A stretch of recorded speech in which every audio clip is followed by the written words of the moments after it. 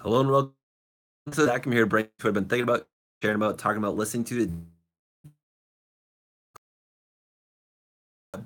I made a video of 100 things that you can do more interesting than watching TV. And that list came from my book Ideas Over Coffee. So I wanted to read a couple to you. I was gonna like rip it off of my other channel and then recreate it, but I figured that would take too long. It'd probably take me like I don't know, an hour or two of work or something, and I just I didn't want to remake it, so I figured why not just live stream it since a bunch of you are at home right now just chilling on the internet. So here it is. So here are a bunch of things that you can be doing instead of watching TV that are more inspiring from my book. So one of the first ones is read almost anything. I'm pretty sure every one of you out there, if you have internet, you definitely have a book at home, and I bet you have at least one book out there that is worth your time reading and learning from. Number two, go on a walk. Go on a walk's a bit tougher for a snow day as we have a pretty solid blizzard outside, but maybe it's go shoveling, help out your parents if you're not a parent, uh, help help out a neighbor get out of their driveway, do something athletic, go strap on all your snow stuff and help someone in need out there, especially a neighbor. That's probably a good one. Call a friend. If you're watching this on in the internet, you probably also have a phone or can call somebody. Go call a friend, especially maybe someone that you didn't get to see over the holiday season. Maybe like a cousin that you didn't get to see that you normally get to see, or someone that you would love to have seen that you don't get to see. And have them talk about how much better the weather is over there than it is here. Call government rep. One of the things so many of us don't realize that we can do is we can actually go and contact our government representatives and talk to them about the issues that we care about. Let's see, write a letter to a soldier. So back when I was a freshman in college, one of the things I did was I wrote a letter to a soldier. I found it was some website that would allow you to write to soldiers that didn't have a family member or didn't have someone that would love to receive anonymous messages. And there's plenty of soldiers out there that could really use the happiness. And if you have 7.5 hours where you don't have school, I know school would be over today even if we had it, but if you have time to do all these other things, I invite you to go write a letter to a soldier. For the new person that just came on, I'm reading 100 things more inspiring than watching TV for your snow day. Next, number seven is write a letter to the president. So I'm sure there are plenty of things we could all say to the president. Now is on your snow days a great day to go send a letter about that. Write a letter to a role model. Role model could be anyone. It could be a teacher, could be a best friend, it could be someone that you live near, could be someone far away, it could be a YouTuber, could be a musical artist, could be anyone. Go write a letter to them, let them know how awesome that they've impacted your life. Number nine, call a family member. This kind of ropes in with before. Go call somebody that you wouldn't normally talk to that would really love to receive your call. Just think about all those calls that you've probably received before that you were so excited that they called, and maybe you even decided that to ignore the message because you just couldn't handle the conversation. But go call someone, maybe even just leave them a message saying, "Hey, I love you. I have a snow day and I have time to talk if you're up for it." Number 10, volunteer at a soup kitchen. Might be on the challenging side given that we have a blizzard and I don't think we're in a state of emergency yet, but probably not supposed to be out on the road. So think about how else you could donate. Maybe you find some GoFundMe page and pay $5 or something. Number 11, meet a neighbor. That's a great thing to do, especially on a snow day. Go talk to a neighbor. Do something nice, and especially if you're someone that's able-bodied, go help dig them out of the snow. Number 12, write a list of goals, especially because it's January 4th. And one of the things that I've been doing today is looking over the extra credit assignments that I gave my students for goal setting. I invite you to go think about what are the things that you want to accomplish in the next month or 3 months towards 2018. Today's a perfect day for it because you have the whole day to think about it. You could be studying. There's so many things you can be doing. Thinking about goals is one of them. One of the things I did was I wrote down on April 1st, which would be 90 days in, I thought about what I wanted to have my day look like. Like, what had I accomplished in the past 90 days? Write a list of your dreams. So another awesome fun thing to do is just writing a list of your dreams and let that inspire you enough to maybe even go and get into action about it. I started writing another music video again today just because that's kind of what I was doing while being bored. Another thing you can do, number 11, is sleep in. I know most of you probably already did that, and or you might do that again tomorrow if we have a 2-hour delay. But going and sleeping in, that's a good way, especially if you have a cold. That's what I did because I've been a little bit sick. Make a story of who you want to be. If you're someone that is creative, which all of us really are, if you were to write a story and think about who you really wanted to become, that might be a good use of your time. Write, post something on Facebook. This one's kind of silly. I bet a lot of my viewers out there might not even have Facebooks because you're too young and you're too busy with your Snapchats and your Instagrams, but yeah, it's something easy. Make a stupid YouTube video. I heard a couple people from my class that are interested in making YouTube channels. Snow days are great days to make stupid YouTube videos when you're sheltered at home with your family and the people that you love and you're about to get shelter crazy because you can't go anywhere. Might as well go make something silly and stupid. Dance with no music.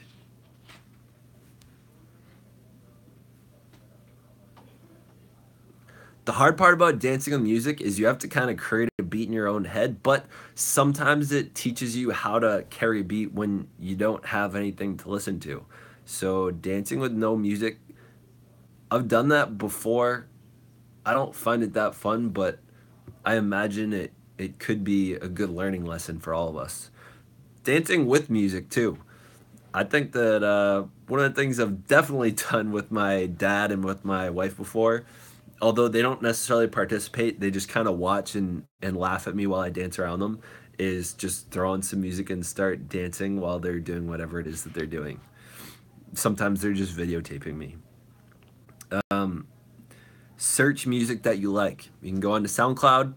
You can find an artist that you already like and go see what are some of the things that they've reposted. Go onto Twitter, find some artist that you've really enjoyed in the past and go find out what else they like or they've retweeted or they've been talking about. Meditate or try the Headspace app. For a lot of you out there that are interested in getting into some sort of meditation practice, I invite you to try out the Headspace app because it's one of the things that I started doing and it was something that got me into meditation in general.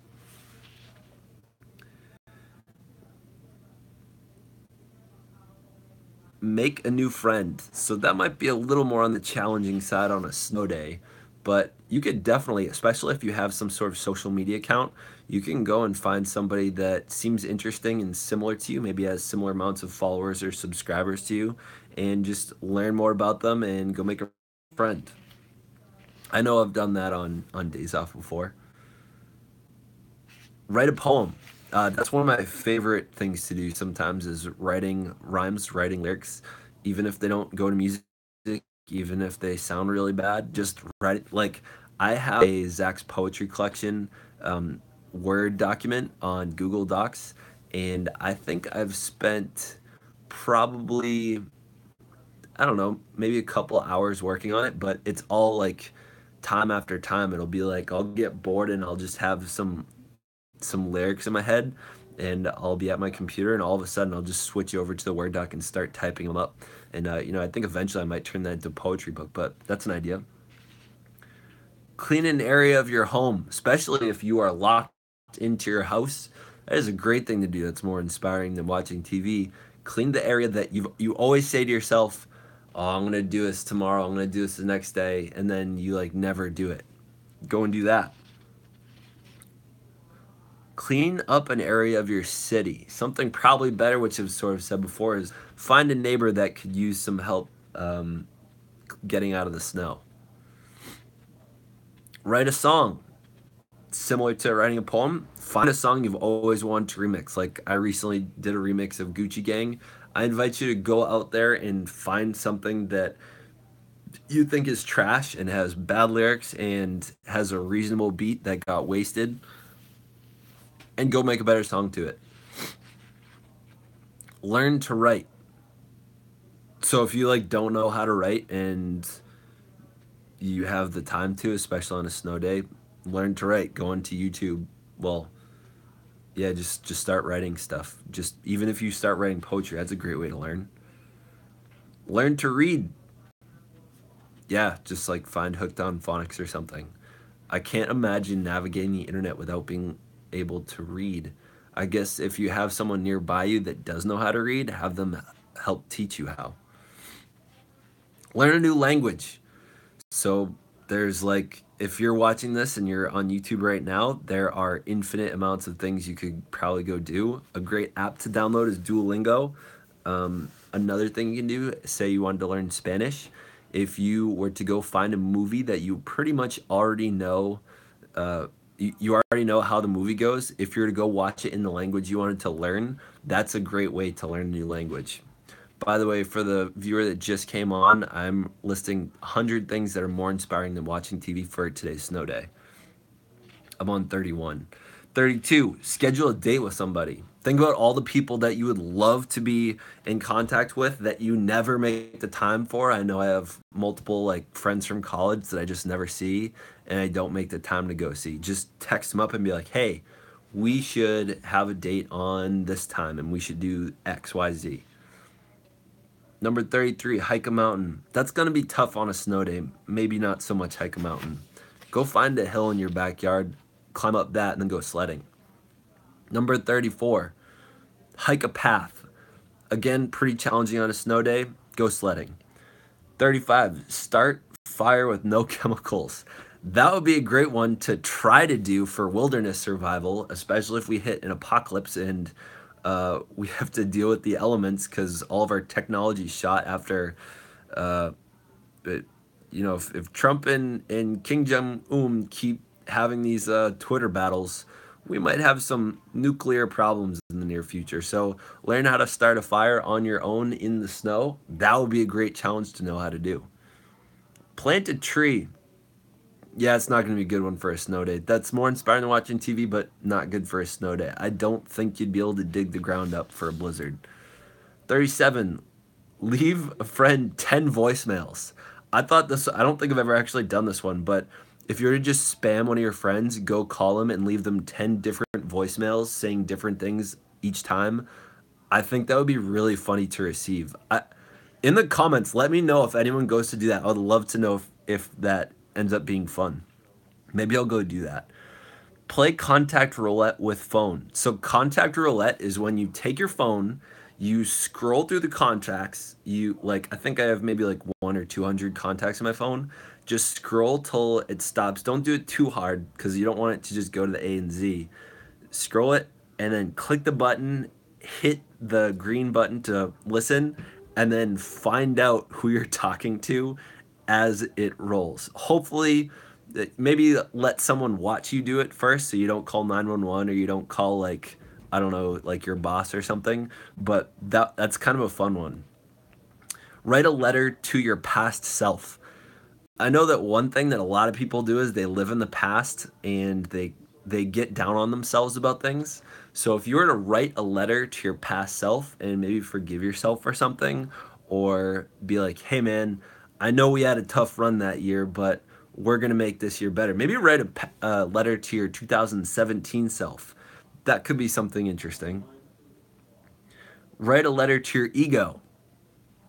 So if you think about what your ego is like your overconfident, cocky self. It's that part that's like, you know, it gets hurt every time someone like makes a wisecrack about you. If you were to write a letter to your ego, that might be something that makes some of us more confident and less cocky and just makes us better human beings. Learn to solve the Rubik's Cube. I learned to solve the Rubik's Cube in about a week, and it was like a full 40-hour work week, and it was like every day after work I went and learned it. If you have a Rubik's Cube at your house, just go on to YouTube. That's exactly how I learned how to solve the Rubik's Cube, is through YouTube tutorials. So I would absolutely invite people to go do that because everyone seems to think you have to be like good at math or you have to be like really, really smart to figure out the Rubik's Cube. No, you just got to learn some algorithms. An algorithm is just a set of steps and eventually you end up learning how to do it with muscle memory. So I'd absolutely invite anyone that has a Rubik's Cube at their house to go learn how to use it. Dog sit a neighbor's pet. Again, might be a little challenging on the snow day, but if you were to call up a neighbor and say, "Hey, can I come hang out with your dog?" Or like, "Can I go take your dog out for a walk?" I'm sure they would be eternally grateful. See how much water you can drink in 1 hour. Now, don't try to hurt yourself, but I thought this was fun because I've always kind of wondered how much I can drink in an hour. And I saw this video once where someone did this and they gained like 10 pounds in an hour or something. It was kind of cool. It's kind of crazy. I think it might be a little on the dangerous side, so be careful, but that might be an interesting thing to do on your snow day. Laugh at yourself in the mirror. So it's going to sound really strange, but one of the interesting things about laughing at yourself in the mirror or really doing anything in the mirror is you get super uncomfortable. And when you get really uncomfortable with yourself in the mirror and you change that uncomfortableness to comfort, something strange happens. I can't really describe what it is, but when I've done that in the past, you just kind of get comfortable with yourself and like who you are. I don't know. It's like it's a strange experience. Just go try it and find out. See how many push-ups you can do in 1 hour. One time I challenged myself to see how many push-ups I could do in a day, and I think I broke 500. My arms were super sore the next like 3 or 4 days, but try to see how many you can do in an hour. If you, I would say if you're gonna try to do that, set yourself a goal or like try to go head to head against somebody, especially on a snow day when you have maybe friends or family around. Challenge each other, say, "Hey, I don't think you could do more than 300 push-ups in an hour. I don't think you could do more than 200." And then make a bet on it or something and then see who can actually meet what they think they can meet, versus what the other person thinks they can meet. You'd be overly surprised at how much you can probably do in an hour that you would have no idea. Deliver a speech to your pet. The reason I came up with this one is when I was working on my TED Talk and when I was working on uh, back in when I was a junior in high school, I did a speech to for MASC. I don't know if you can see my sweatshirt, but I did a speech for MASC in front of over 1,000 people. And one of the ways I practiced was I gave a speech to my cat. And one of the reasons that kind of helps is because you get used to someone not paying attention to you because cats have, like, they don't know what you're saying, so they're not really paying attention to what you're doing. So if you were to find some speech that you wanted to do or some kind of presentation, a pet or some kind of animal is a great thing to do it to because you'll get used to people not paying attention to you. Read a famous speech. The reason I came up with this one is because I was recently inspired by Abraham Lincoln and reading his Gettysburg Address. And I think after reading it, I had no idea what it meant. So I had to look up, like, well, not no idea, but like, there are a ton of things I just had I, I didn't know what they meant. So I had to look up a ton of stuff. So find a famous speech and deliver it. It's just a kind of an interesting idea to try. Make inspiring tales of people. So this one was after my wife said that she really loves people watching. If you love people watching, this is kind of a fun thing to do. It probably wouldn't be as good for a snow day, but if you were to go to like a mall or something and just sit at like a table or something with a notebook and you were to just write fake stories about people, it's a great way to exercise your imagination and sort of your creativity. Ask a stranger on a date. This one, again, a little hard on a blizzard, but might be kind of fun if you were doing that for someone on social media. And the date doesn't have to be romantic. It could be like, it could be someone you look up to that doesn't know about who you are and say, "Hey, can we meet up for coffee?" So a date doesn't have to be romantic. Design a t-shirt you'd love to wear. One of the things I've been wanting to do this year is come up with some kind of logo for the ThinkShare that I can put on like a t-shirt and on a hat. So if you were to design a t-shirt that you wanted to put together and actually wear, one of the things I've found is when people make stuff and then they end up wearing it, is they just have way more confidence walking around in clothes that they've designed themselves. By the way, for the viewers just coming on, I'm reading a list of 100 things more inspiring to do than watching TV, especially as today is a snow day. I don't know if you can see this outside, but it's like pretty wet out there. It is visibility is pretty bad. I might just step outside into the snow for you all so you can see me freeze my face off. I'm gonna go through a couple more before I do that though. So yeah, design a t-shirt that you would want to wear. It's super easy to make your own t-shirts. I don't know if people realize that. If you go to like Michael's and get an iron-on thing, most people have printers at home that have internet. You can buy these like iron-on things and make a design on the computer and then put it onto, if you put it onto this iron-on thing, you print it out and then you get like a regular plain t-shirt, put it on the t-shirt, and then you use an iron and you actually put it on. And I just think it's way cooler thinking about people wearing their own clothes instead of just like other people's brand names. Like I like wearing an MASC shirt because that represents like a little part of me, versus like someone wearing a Gucci shirt or something. That's someone else. Like, be your own person. So I invite you to go out and literally think about the t-shirt that you would want to wear, and then when there's not a blizzard, go make it happen. Let's see, make a list of cities you want to visit. I love doing this just because it's fun and fun to think about where you'd want to travel. And at the same time, so many people have no idea. Like, when I've gone to do this before, I've realized how hard it is to come up with new places that I would actually want to visit. So many places out there. It's like I'll try a list right now. I know I want to go to like Beijing, Rio de Janeiro. I want to Buenos Aires, Argentina, London, Amsterdam, whatever the capital of Ireland is. I want to go to, I don't know. I want to go to Alaska. I don't know. It's Anchorage. I don't know what cities I would. Vancouver. I would want to go to Calgary. I've been to Denver. I want to go to San Francisco. But what you'll realize after maybe 30 seconds, 2 minutes of just spitballing cities is you just don't know any more cities. You start like getting stuck. You have to look at maps. You have to start looking at lists.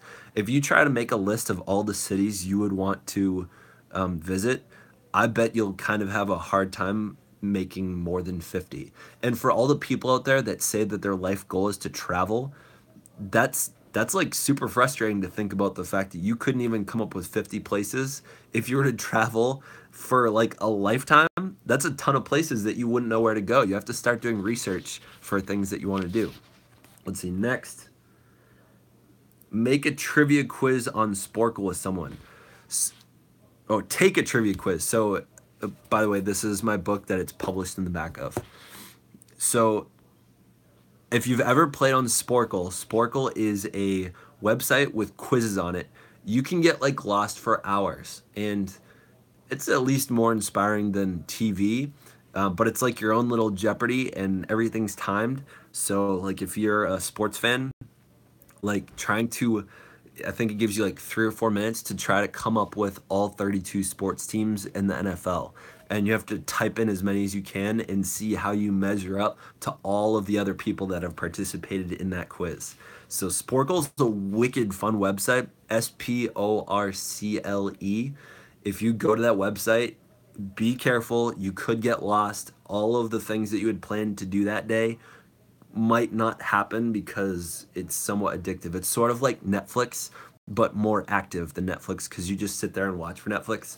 Sporkle, like, you could play the logos game, which I don't like the logos game because I realize how much corporate like companies just kind of own me and I know them. Sports teams, it's interesting. Like if you think you're a history buff at really any subject, like I think I know my sports pretty well, like naming all the Super Bowl MVPs since Super Bowl one, or like, I don't know, there's just so many things you can find on Sporkle. It's really fun. Number 56, create a logo to replace one you don't like. I always thought this was fun just because I had to think about what logos I don't like. and I think I usually kind of gravitate towards sports teams. There's a lot of sports teams that I think have silly logos, like the Browns. I think it'd be easy to come up with a new logo for the Browns, or like if you had to come up with your own, like for those of you that are interested in owning your own sports team out there, think about if you were to take over management and you were said you no longer have the rights to the previous logo, you have to make your own. Think about what you would have to make for your favorite sports team. Number 56. Have a tea party with your invisible friend in Beanie Babies.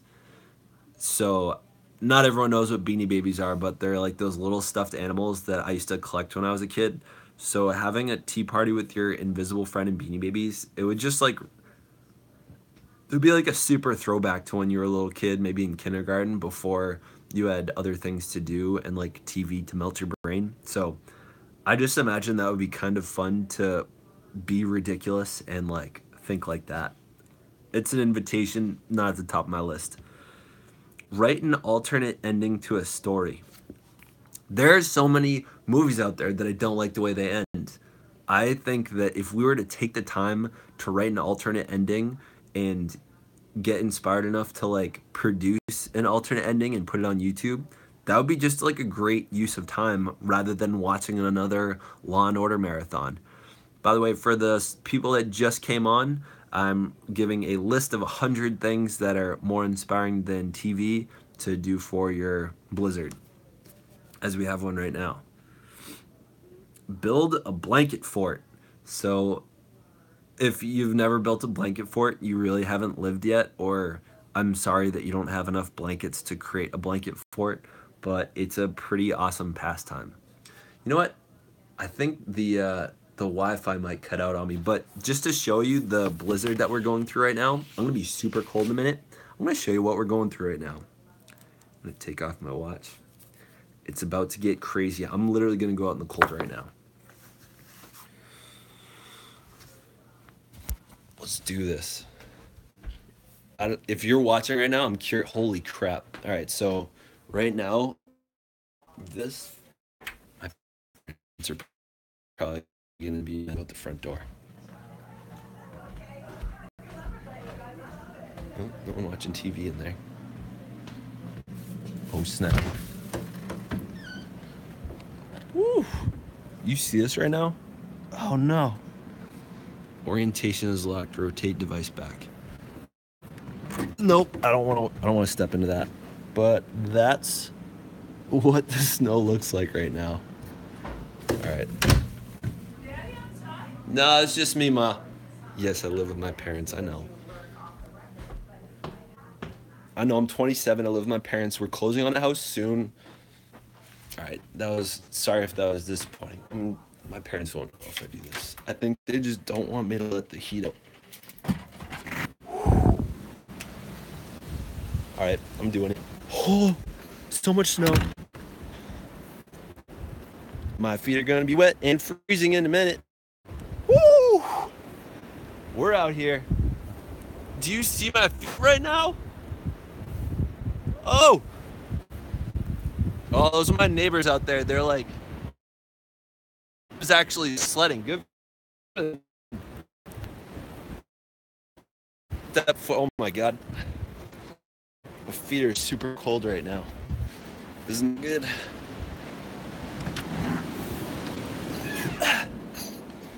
Ooh, that was a bad idea.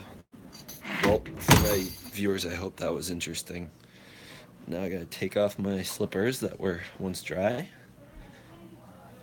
And now I got snow everywhere. All right, back to the list. Let's see. Oh, now I'm all snowy. Thanks for watching. All right, where were we? Number 59, brainstorm ideas for movies.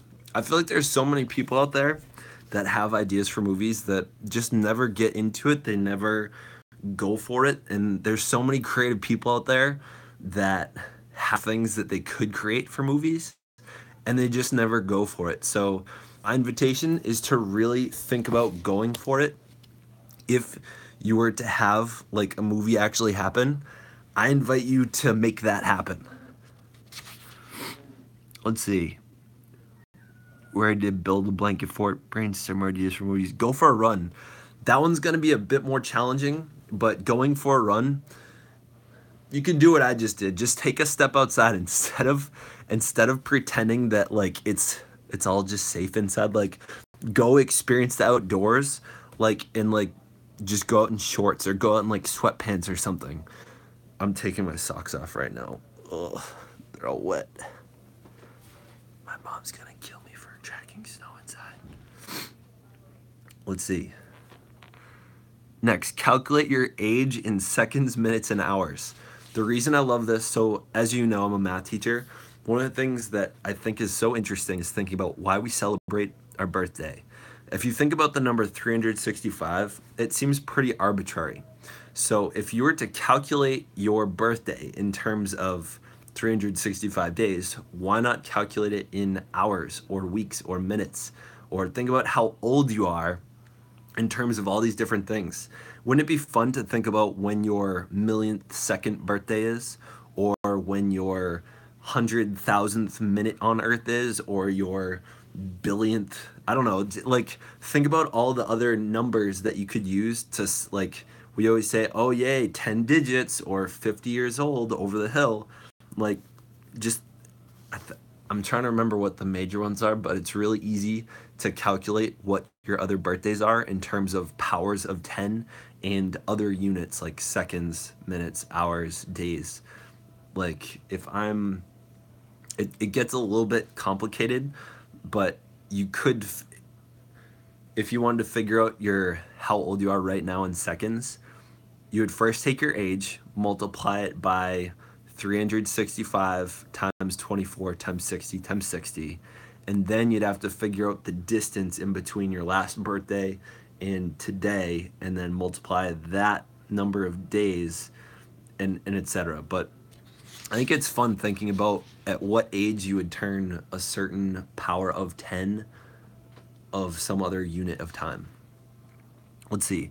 Design a workshop for a group of teenagers. The reason I came up with this one is I figured everyone is either already is, has been, or will be a teenager. And I feel like everyone has an opinion about what teenagers should or shouldn't be doing these days.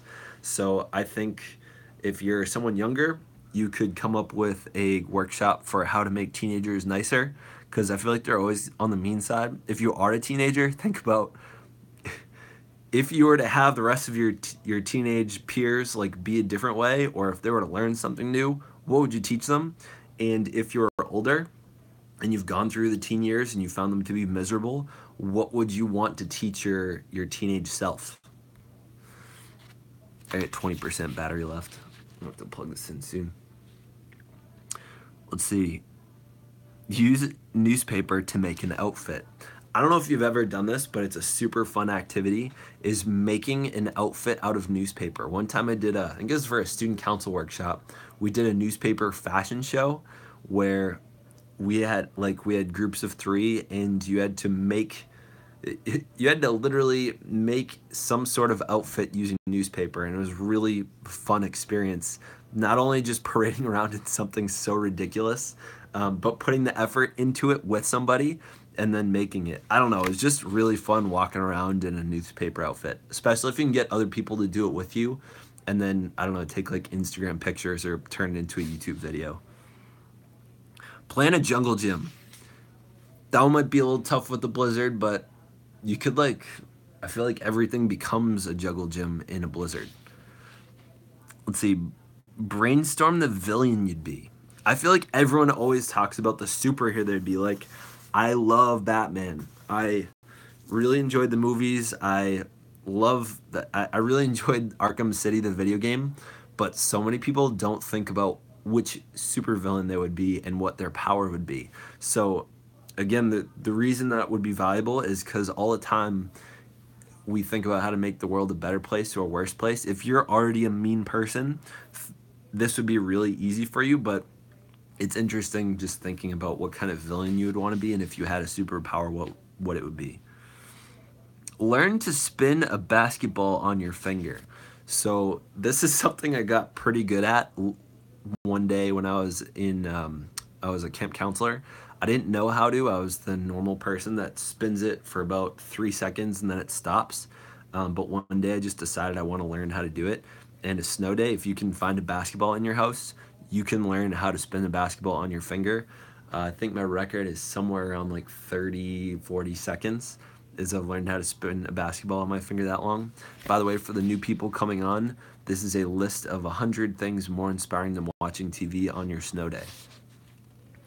Learn to do a backflip, number 76. I have not learned how to do this yet.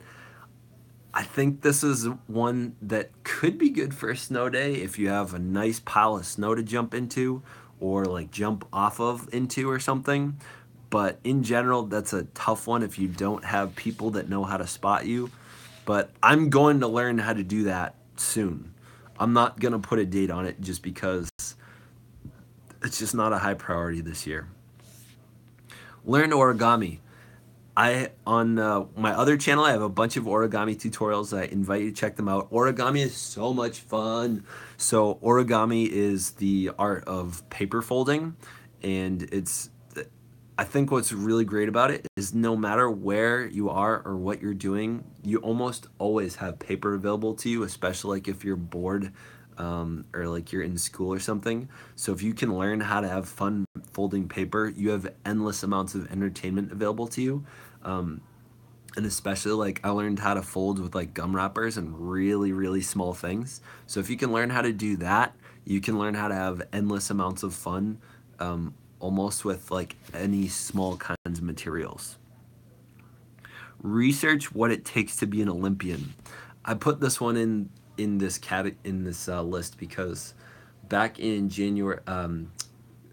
July 2016, the Olympics were happening, and I was very interested in what it took to become any kind of Olympian. And for a while, I was like, it's just super inspiring watching the Olympics. So if you get into it and then you think about like, how do I end up on that stage? Someone literally asked me like, if you wanted to be an Olympian, like what sport would you be? I said, if I were gonna be like, I'm only gonna answer this question if it's realistic. So I thought to myself, what sport am I is like the highest possibility of me getting to an Olympic level? And so I started researching it, and I realized how, I'm not saying it's easy, but how much more possible it was than I thought it was. So I thought about handball. So the US does not have a handball team, and I realized upon researching how to become an Olympian, I researched enough and realized that because they have no team, they do have an Olympic development team, and you have to be referred by your local like chapter.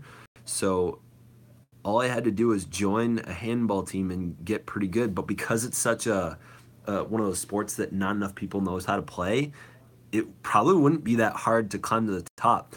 I literally called the U.S. head coach and said, "Hey, what would it take to be on the U.S. handball team?"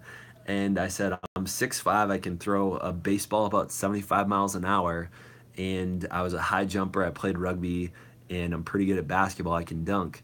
And he's like, if you could throw 95 miles an hour, I would say come on down to Auburn and join our Olympian like trial team. But he said like go join your local handball club and learn how to play. By the way, for the people coming on, I'm giving a list of 100 things more inspiring to do than watching TV on your snow day. So number 79, play or learn to play chess. If you don't know how to play chess, or if you're like one of those people that refuses to play it because you're afraid of getting beat, snow days are a great day to learn how to do it. Chess is a pretty fun game. A lot of people in the world know how to play it, and I think if you learn to play it, it's just a great pastime, and it's a great way to sort of measure like your competitive spirit and your ability to think ahead. I think chess is, you always hear in music videos like this is chess, not checkers, and it's sort of like chess requires a bit more thought because any given time someone wins, there's so many different ways to win, versus checkers is a lot more simple game. There's only a few units you can use versus, in life, it's just like chess. You have so many different ways to win. So great game to learn how to play. Play Monopoly. I don't know anyone that doesn't have the Monopoly game at their house, but I absolutely invite people to learn how to play Monopoly. I think it's a good idea for a game. I would say there's a better game to learn how to play, but most people don't have it in their houses. It's called Cash Flow by Robert Kiyosaki. And what it is, it's sort of like realistic Monopoly, and it's a bit more sophisticated. So one of the ways that a lot of people in America have become millionaires is through real estate. And Monopoly is a very simple version of that. And if you learn how to play Monopoly, the interesting thing about that is you're playing against other people versus if you're playing cash flow, you are playing, you're not necessarily playing against anyone but yourself. You're playing against like the man. So learning how to play Monopoly is a great game, and it's a great setup to learn how to play cash flow. Cash flow is a fantastic game that I invite anyone to learn how to play. I think there's online versions for it.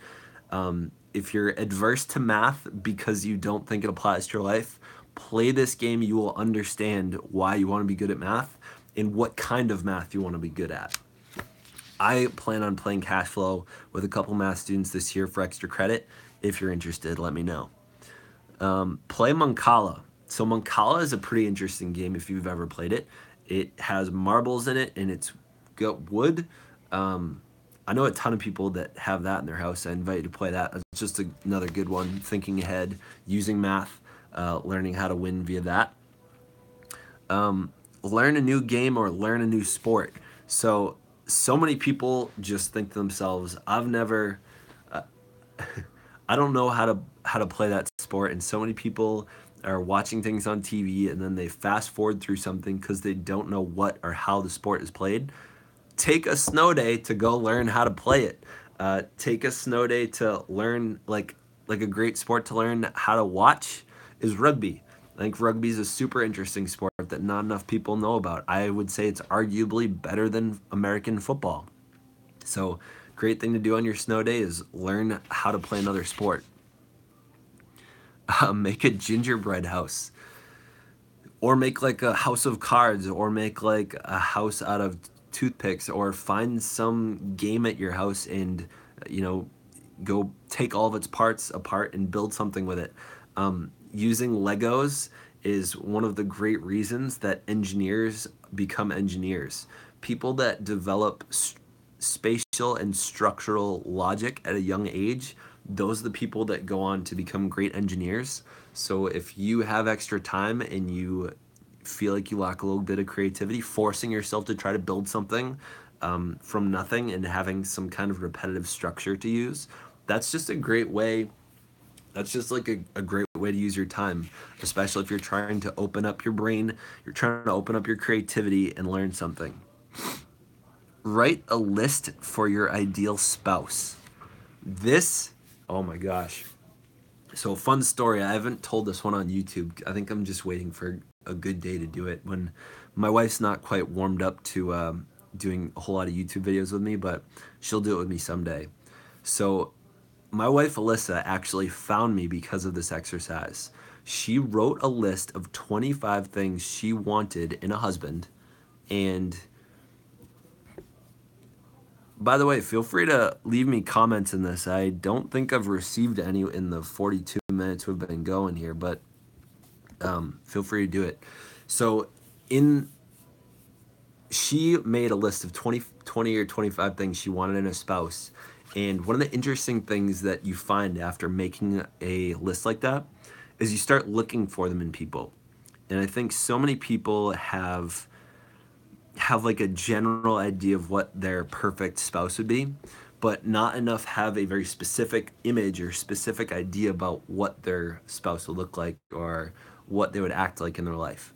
So if you were to literally write a list of 25 things that you wanted in your ideal spouse, that person will come into your life. After my wife made that, I was 22 out of those 25 things on her list, or I was 18. No, or I was either 18 or no. I was either 17 or 22 out of the 25 or 20 things that she wrote on her list. I know I just missed 3 of them. And that blows my mind to think that. If you're interested in finding a spouse, if you're I'd recommend being over like age 22 or something to start looking for like an ideal long-term spouse. If you're interested in that, I would say write a list of the ideal things. Even if, if you're interested in dating, write a list of 25 things you would want in a boyfriend or girlfriend.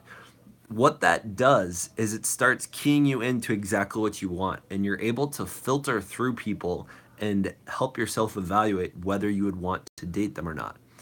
The value that that has is once you start being specific about things, things start showing up. It's sort of like when you first bought, like when I first bought my red Jetta, I started seeing red Jettas everywhere. And before I owned like a green Volkswagen, I saw those everywhere, and I stopped seeing them because I started seeing all the red ones. And it's like they're already there. You just filter things out differently. So your ideal spouse is probably already out there. You just never see them because you don't think about what specifically it is that you want. And so once you start being specific about it, it's much easier to find.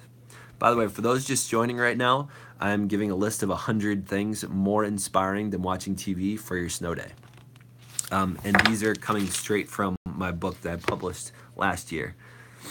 Let's see, number 89, write a list for your ideal best friend. This is another great one that I recommend for people. So many people are talking about having like new friends, making new friends. And I think so many people, because they never take the moment to actually write down what they want in a good friend, they end up having all these people in their life that they're like about actually having in their life. Because they don't take the time to think about what they really want, they subject themselves to all these different people that are not necessarily good for their lives. Hold on a second. I need to plug in my phone or else my phone's gonna die.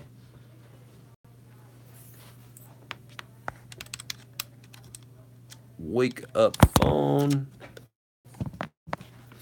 By the way, thank you to the people that have stayed in here for so long. I really I hope you're enjoying your time here. I imagine you would be, or else you wouldn't still be on here. But yeah, if you were to, is it plugged in? Okay. If you were to take the time to actually think about what you would want in a best friend, it'd be much easier to find your best friend than if you were to just kind of hope the people coming into your life would become your best friend. So I think what it does is it teaches you where to look for them and how to attract them into your life. I think so many people are busy looking for stuff instead of trying to become the people that they want to be that would attract these awesome people into their lives. Next, write a list for your ideal career. One of the things that's interesting about writing this list is that you start to realize that there are constraints that you put on the career that you think you want that you don't need to.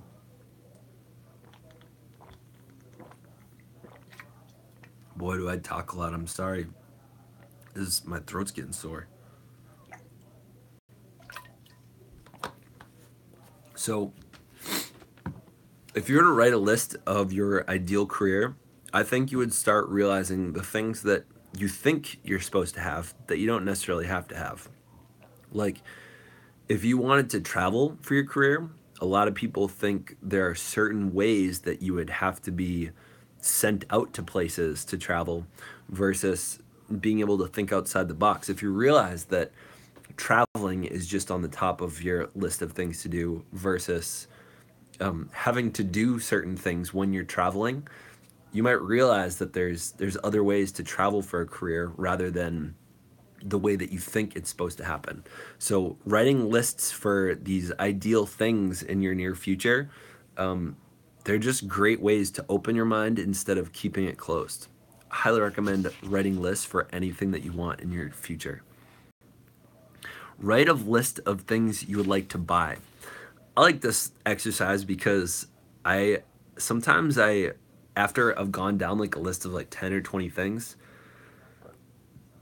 I just start to realize that I don't want them.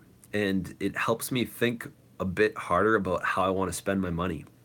So, like, I was asked to write a Christmas list of things that I wanted for my parents and my wife to buy, and I started writing things, and I was like, I don't really want these things. I'm just saying it. And then it made me really think about it. So like I asked for one of the things I asked for Christmas was I wanted a bunch of Tesla stickers so I could stick them on stuff. Because one of my huge goals, I think it's huge, is I really want to have a Tesla in the next couple years. And so having that sticker around and having it on my laptop and having it on my journal, it's just a great way for me to continuously think about what I can be doing to get it, like entering in drawings or saving up money or saying no to those small little purchases so I can put it in my Tesla fund. You know, some other things that I wanted to buy at first I thought were like different kind of clothes and stuff, and I was like, nah, I'm all set with the clothes I have. Some of the things I ended up asking for Christmas were a bunch of books that I had already read. Like I asked for Rich Dad Poor Dad because I wanted to have like a version I could let people borrow. I asked for The Power of Habit because I wanted to be able to go back into sections that I really enjoyed versus a lot right now. I listened to the audiobook originally and I wanted to be able to go back into sections. And this one, I wanted to be able to let people borrow. So writing a list of things that you want to buy helps you realize what you actually do and don't want, especially when you start getting down to like 20, 30, 40, 50 things. You start realizing, wow, maybe I actually don't want another pair of sweatpants since I already have 20 of them. Moving on. 92, interview a friend. I think a fun thing about interviewing friends is you learn, first you're forced to come up with interview questions. If you're interested in finding good interview questions, look up the ones that Tim Ferriss uses. Tim Ferriss comes up with a lot of he comes up with a lot of great interview questions. He's interviewed a couple hundred people by now, and he has a really great sequence for asking them, like, what is $100 per purchase that has greatly impacted your life in the past couple of years yet? Yeet! Did that do it for you? Wait, I need to drink more water because that kind of hurt. Thanks, Kat. By the way, do you like my sweatshirt? But yeah, coming up with interview questions for your friends. So like, go ahead, ask me another question besides requesting me to say yeet. It is really fun to say it like that. The purpose of this live stream here is I wanted to provide. I know it's damn it, it's dark now, but I wanted to give people an opportunity to think about what they're going to do with their snow day rather than just sleep, watch Netflix, and watch TV. So this is a list of 100 things, 100 things more inspiring than watching TV. Let's move on to the next one. What is your New Year's resolution? So I've been having a tough time with this. I try not to set resolutions because I think resolutions are sort of like answers to problems you think you have. I'm a big goal setter. Resolutions to me, it's like there's something wrong with you that you need to fix, make a resolution. So some of the goals that I have for this year, so we're about to close on a house in about a week now. We're gonna do a walkthrough on Monday, and then next Wednesday, I actually have to miss a little bit of school to go close on the house. It's a multifamily house. There's 2 renters in it already, and when we go to fix, I want to fix that up, and I want to put 2 new bedrooms in it, so that we can be making an extra $1,000 per month on rent. That's one of the things I want to do in the first 90 days is have the first apartment fixed. Second thing I want to do is I would love to see, I want to make another music video. So I'm pretty pumped about how the Gucci Gang video came out, and I want to make another one. Recently, actually today, I wrote lyrics to a really simple song. I didn't have a beat yet, so I just like did a really bad job of beatboxing my own beat. Did a really bad job of beatboxing my own beat, and I kind of like how it came out, and I would love to shoot that video and put it out for February vacation. But it's gonna take some memorization of the lyrics, and I'm gonna have to improve. I'm gonna improve my memorization. You should cover Wonderwall. Yeah, but Wonderwall's such a good song. Like, you don't want to. Who filmed the last video? I'll answer that in a second. Wonderwall's such a good song. You wouldn't want to remix something that's already awesome. Um, my wife shot the video for Gucci Gang. Uh, the funny part about editing that video was I had to get rid of a ton of her laughing throughout the entire thing. She was just laughing her face off the entire time. Um, I'll tell you what. Give me a second, and I'll rap the first lyrics. It's not really rap. It's not that great, but I'll play for you what I got so far. Where are you? All right, this is gonna be super cringy, so yeah, just stick around. It's gonna be pretty bad. So this morning I just had I had this idea for like the first three lyrics, and then I just kept going with it. So it goes. But I'm probably gonna not be able to make it through this whole thing with a serious face. Welcome to my classroom. I teach math class. If you be one of my students, you ain't gotta ask. What's that neon bulletin posted in the back? We like to stand up and waste time in class. Ha! That what you thought for a second. You thought there were just colors posted up with no message. Daily during lunch block, they answer this question. What you thankful for? I swear I got a mission to switch up your point of view and your disposition. I'm thankful for technology and a free education.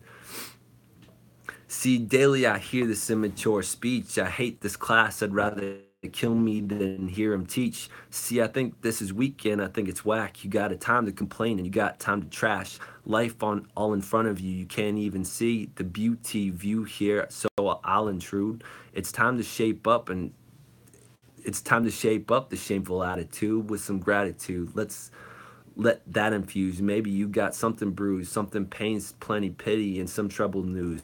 Distracted by the headlines and the local news crews. Here, all in the artists hating, talking about the tattoos.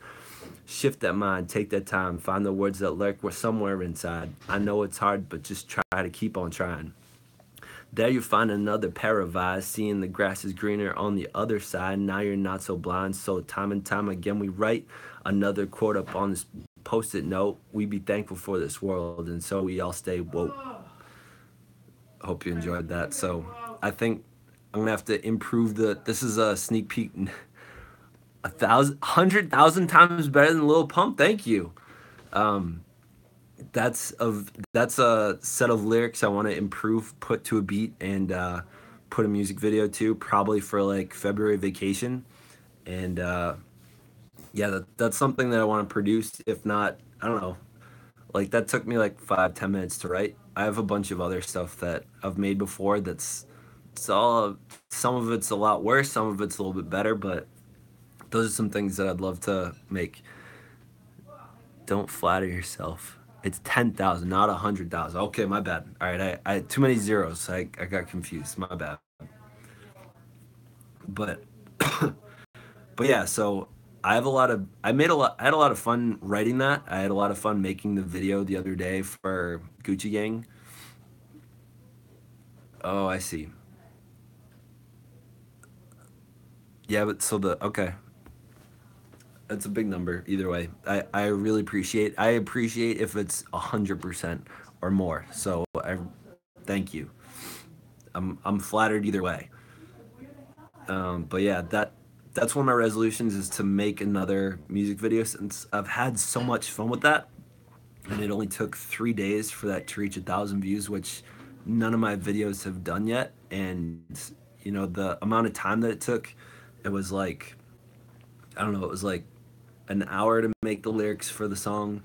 It was probably I don't know, maybe another 2 or 3 hours to record the song, and then 3 or 4 hours to like record the song with video, and then took me a while, maybe took me 9 hours to edit the video down over break.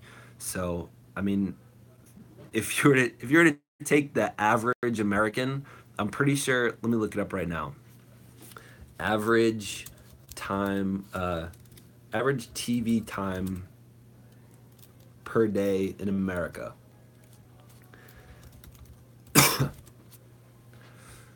It says children aged 2 to 11 watch 24 hours of TV per week.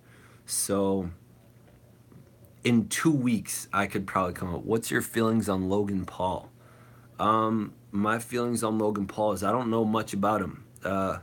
Logan, I know he's a pretty big YouTuber. I know he put in a lot of work. I know he's had a lot of success with his subscribers. I think I've watched one video ever. One of the things I do is sometimes when I hear about really experienced big YouTubers is I don't look up more of them. Did you hear about the controversy that happened? If I just look up Logan Paul, will I know? Logan Paul. What did he do? The moral compass of social media is broken. Isn't happy with the Tokyo video either. Brand attempts to distance himself.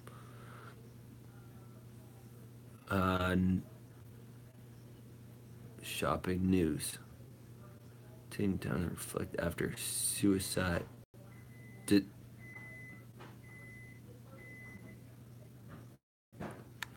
Logan Paul says he's taking time to film a man who committed suicide after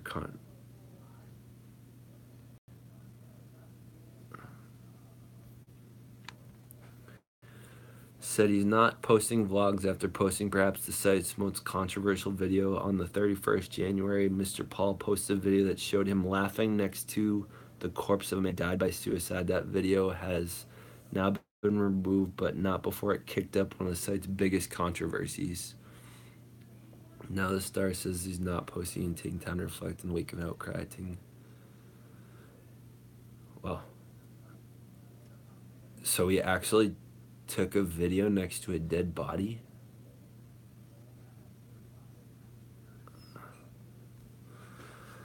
That's well, it's certainly frightening. Are you in the Law Gang? I don't know what LOGANG means. Oh, like the Logan Gang? No, I would not say I'm in the Logan Gang. I don't know much about him. All I just know is he's super successful at what he does.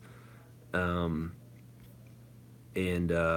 that's super disappointing to hear someone famous would do something like that.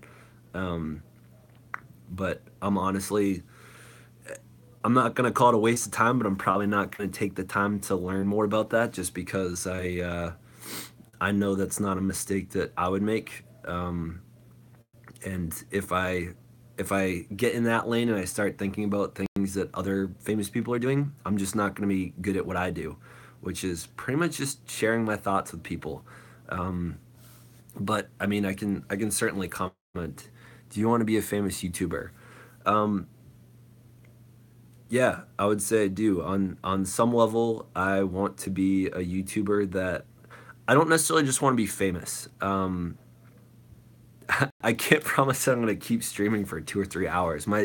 I'm already losing my voice. Like I have to keep drinking more water. But I want to be a YouTuber that inspires people. I think there's a lot of YouTubers out there that have become famous, but you know it's all comedy and it's a lot of different things that they create that's not necessarily great for the world. And one of the things that I do to aim with this YouTube channel is bringing smiles on people's faces and having people learn from their everyday. I sort of preach mindfulness.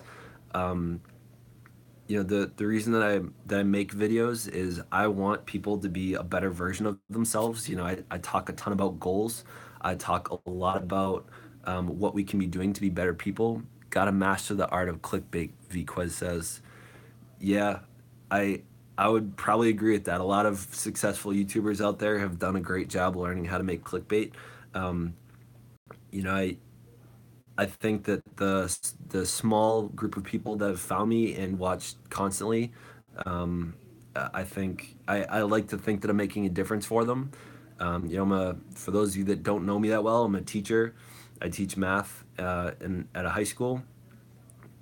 10 things to increase mindfulness. Warning, number 7 will shock you. I'm I'm not gonna. I'll watch that at some other time. That sounds like a video. But one of the things I do to practice mindfulness is I try to meditate as often as I can. I use the Headspace app a lot. Also on I am thankful for a lot of things. So one of the things that I talked about in that little rap song thing that I did was I wrote a song about why. Um, Thank you, Luke.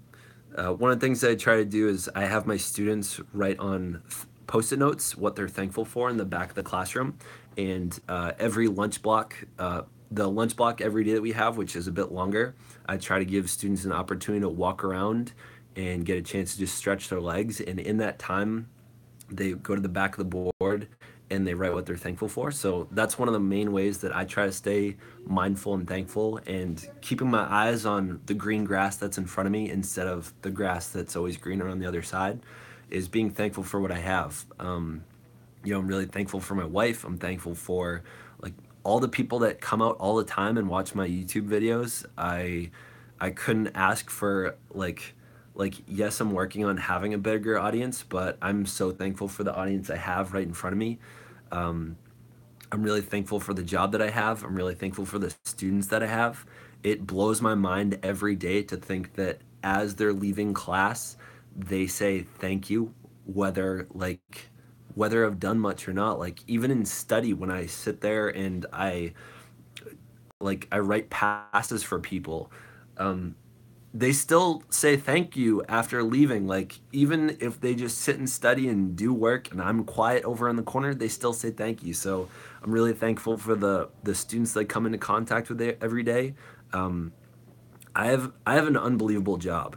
I get to work with students that care about learning. I get to work on the subject that I love, which is math.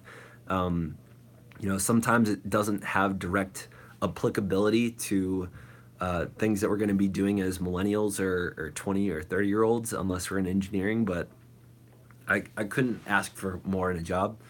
I couldn't ask for a better place to live. I living in Massachusetts, I was probably raised pretty liberal, and I live in a really liberal state where a lot of the people that I'm surrounded by have a lot of the same views that I do. Um, we're the first place to legalize gay marriage, and I have a pride flag in my classroom that I'm really glad that I get to have without really a whole lot of controversy. The only controversy I see about it is on the internet, where people from all over the world comment on it, and that video actually has like 5,000 views now, which is pretty cool. But yeah, that's one of the ways that I stay thankful, is thinking about what I'm thankful for. And when I meditate, one of the things that I do to meditate is um, I listen to the guided ones. And the interesting thing about what meditation and mindfulness is it's the practice of observing your thoughts. So many people think meditation is like and they think you're supposed to like sit there and have this like sound come out of your mouth, this mantra. But in reality, that's not what meditation is. Meditation is observing your thoughts, usually either sitting quietly or focusing on like your breath or sensations in your body. And I mean, meditation's a pretty awesome practice that I think we should consider teaching that in schools. I know they've made a big push to bring mindfulness and at least growth mindset into public schools. I think that at a younger age, maybe like first, second, third grade, they should consider introducing mindfulness into directly into public schools. I don't know if there's enough research out there to get people to change their mind. A lot of people might think it's too hippie or, too much of something else. But mindfulness is really good stuff. Thank you for sharing that video with me. I'll have to check that out at some point. For those coming on, this live stream was originally meant to be 100 things more inspiring than watching TV, that I have in the back of my book. So before people started asking me questions, which feel free to keep asking them, I've been enjoying answering the ones that you guys care about. The last thing I said was come up with your favorite interview questions. So one of the great ones that Tim Ferriss has is, what is $100 purchase that you has greatly impacted and improved your life in the past year? Um, it's a tough question to answer if you think about it. I Let me know in the comments, what is something for $100 or less that you've bought in the past year that's greatly impacted things? I think I don't know, my laptop was like $1,000. That doesn't count. Maybe like some of the books. So I have an Audible account. Um, Audible is it's it's Audible is an Amazon company, and it allows you to listen to audiobooks. It's a subscription. It's $12 a month, and for a year, it's what, $144 or $150 with tax and stuff. Um, that's been one of the greatest things because I'm constantly given the opportunity to buy a new book. So every time I get a chance to buy a new book, sometimes I go out and I go and get something brand new that I haven't learned a whole lot about, and sometimes I get books that I don't know have nothing to do with what I've learned before. Sometimes it's about, let's see, some of my favorites that I've bought in the recent past here. Let me pull up some of my favorites. Audible. By the way, I'm hoping pretty soon, and I'll certainly be letting YouTube know that my Ideas Over Coffee book should be available on Audible in the pretty near future. Let's see, what's in my library? I mean, I have like, I don't know, 70 books by now, something like that. I've had it for a couple years now. I share an Amazon account with my wife, and sometimes you have to change the password. So sometimes I have to check in with her what it is. Oh, I'm in. All right. Let's see. The most recent one I bought. If you've ever heard of Gary Vaynerchuk, awesome dude. He wrote the book Crush It. Recently, I got the 12-week year. So I also asked for the 12-week year for the holidays. 12-week year was an unbelievable book. It pretty much helps you crush your 1 year goals into 3 months or 12 weeks, and gives you some pretty practical tips on how to do that. Um, Grant Cardone is a pretty funny book. I ended up getting this one too. Grant Cardone, he's currently like a really successful real estate developer. He's working on becoming a billionaire. He's already a multimillionaire, but he wrote "Be Obsessed or Be Average," and I thought that was pretty good. He kind of encourages you to embrace your obsessions and like go crazy in whatever they are. One was finding and funding great deals, the hands-on guide to acquiring real estate in any market. One of the things I'm working on doing is becoming a real estate investor. What was your favorite thing about student council in high school? I'll go off this topic here. So, favorite thing about student council in high school. I'm gonna be honest. I think Energizers changed my life. So Energizers, for those that don't know, are they're like anywhere from like 30 seconds to maybe 5 minutes, and they are these dances and chants and songs that you sing to really get you to do some like say some silly things and do some silly things, and it trains you to get comfortable being uncomfortable, because in reality no one's really comfortable doing energizers. So being able to do energizers and being able to do them on command and do them with other people, and like where other people are judging you, is a really unbelievable opportunity, to just be around a bunch of people being ridiculous.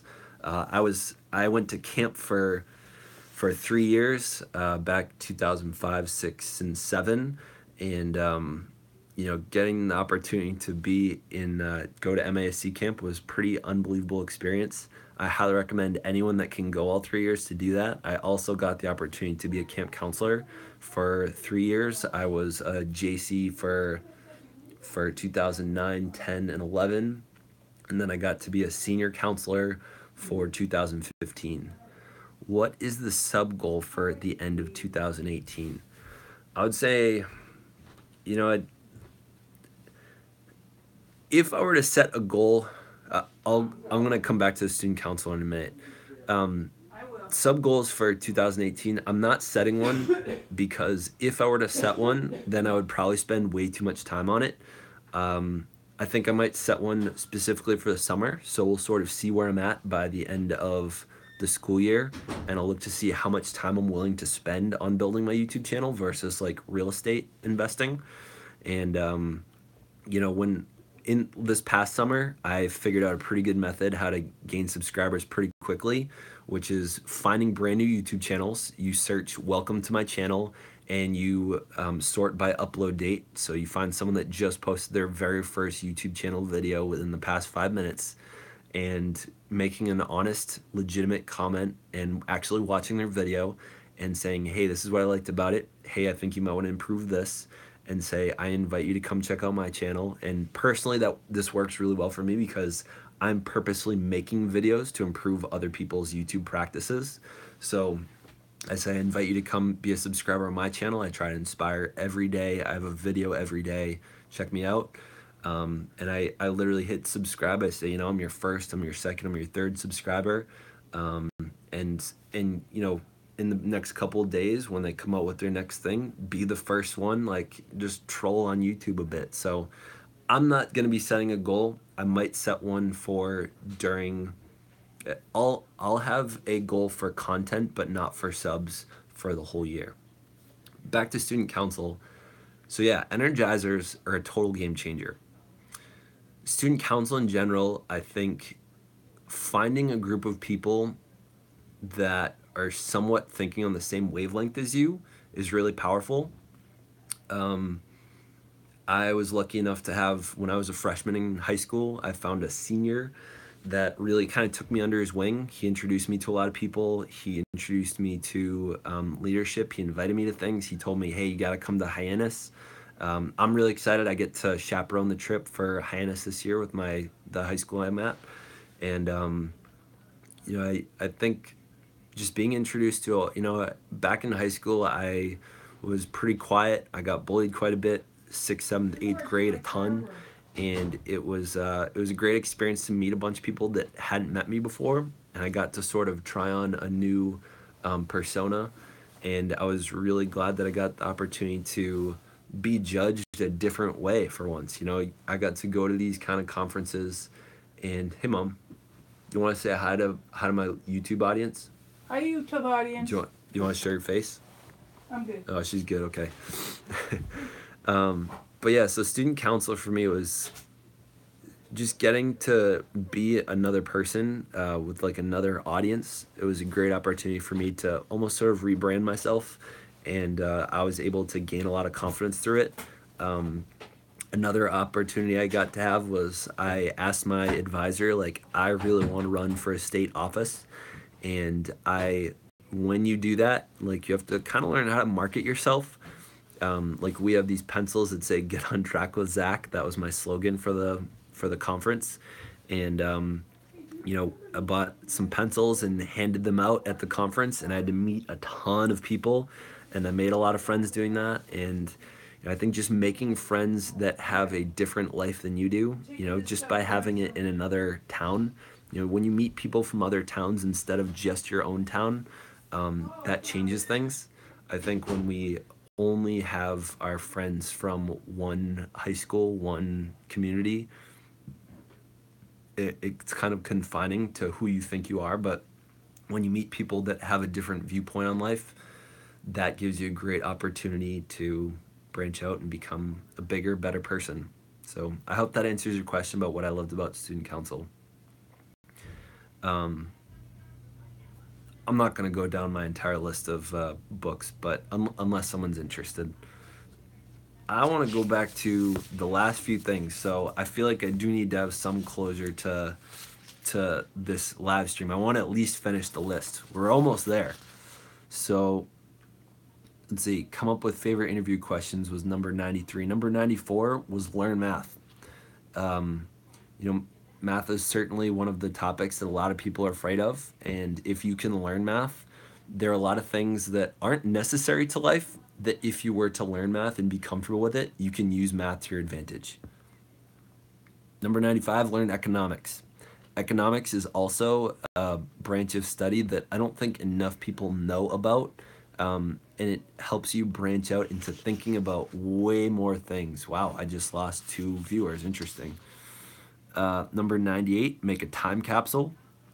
So making a time capsule is a pretty awesome idea if you think about in the future, like maybe 50, 100 years down the line, just think about the impact that that could have if you were to take time to make a time capsule. Wouldn't work out to dig it up and put it in the ground for a snow day, but still be pretty good. Create something beautiful to you. I mean, make good art. Go make something that you've been wanting to make and just build it for the sake of building it, not because it's gonna earn you money, not for any other reason than because it's good. And last thing, come up with your own list of 100 things to do that are more inspiring than TV. So for the viewers out there that have been with me, I know there's been one or two that I think have just been in and out the whole time. Thank you so much for being with me. It's been 80 minutes on the live stream. My throat is starting to dry up here. In the next like 30 seconds, if you have any questions for me, hit me. Otherwise, I think I'm probably going to sign off. Thank you so much for being with me on the snow day. I'm glad I got to interact with other people than just myself. My wife is working up in Chelmsford, and she's going to get snowed in up there with her parents. So just me and my parents today, and I've been eternally grateful to get to hang out with you all. If you don't have any other questions, thank you for watching.